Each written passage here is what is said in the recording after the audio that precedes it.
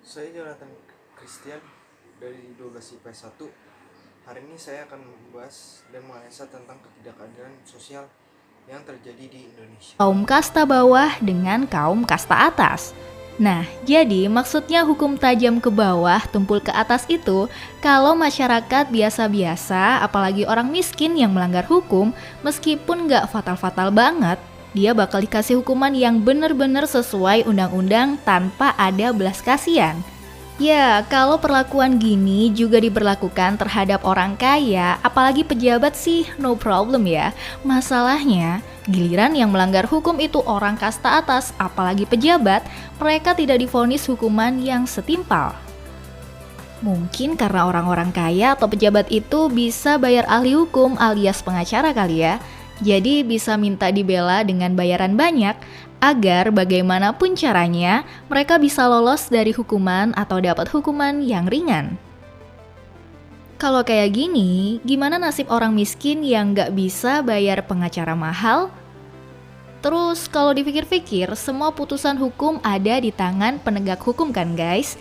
Jadi yang kurang tepat itu salahnya orang miskin yang nggak bisa membela dirinya atau penegak hukum yang mudah dipengaruhi pelaku kriminal atau kejahatan yang kaya dalam membela dirinya?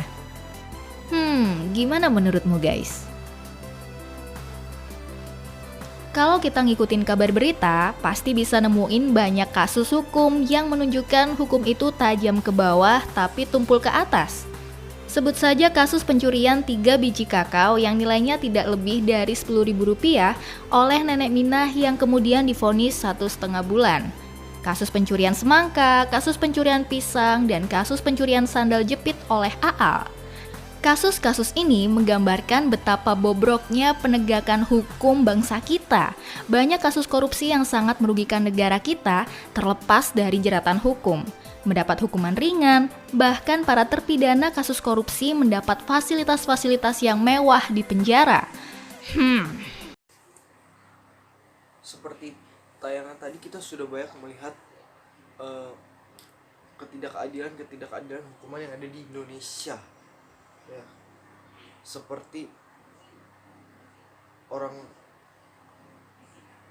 nenek Asyani yang mencuri kayu tapi dihukum 1 tahun dan denda 500 juta, dan Pak Setia Novanto yang mengkorupsi tapi hanya dihukum 15 tahun. Dan yang saya bingung, kenapa dendanya bisa sama dengan orang yang mencuri kayu gitu, padahal secara logika Pak Setia Novanto mencuri jauh lebih banyak daripada nenek Asyani, tapi kenapa bisa dendanya sama?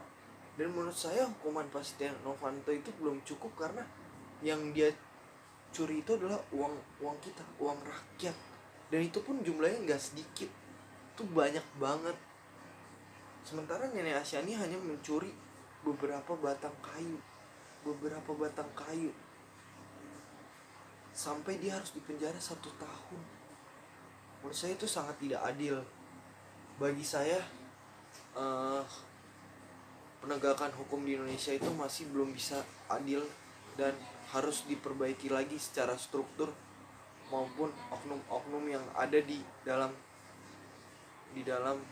penegakan hukum. Karena harusnya harusnya hukum itu adil ya, seadil-adilnya, dan tidak ada pilih-pilih antara membela orang yang lebih kaya atau punya koneksi atau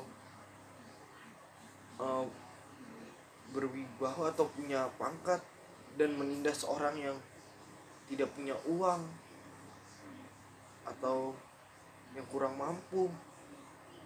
Menurut saya itu sangat tidak adil, karena hukum itu tidak memandang siapapun. Hukum itu harusnya adil dan memecahkan masalah, menindak lanjuti yang salah, bukan menindas orang-orang yang lemah ataupun membebaskan orang-orang yang punya uang.